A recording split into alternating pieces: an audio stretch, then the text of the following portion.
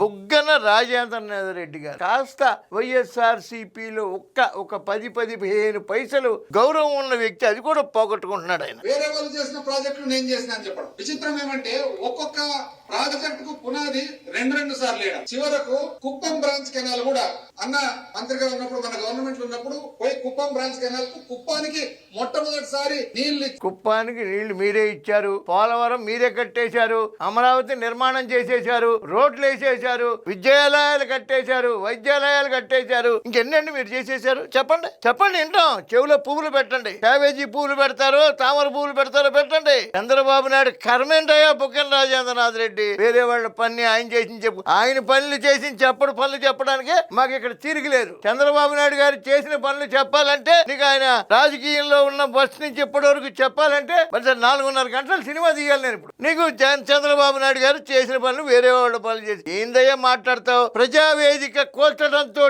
మొదలైనటువంటి ప్రభుత్వంలో భాగస్వామి అయిన నువ్వు చంద్రబాబు నాయుడు గారి గురించి మాట్లాడతావా? ఏమయ్యా సంస్కారం ఇది?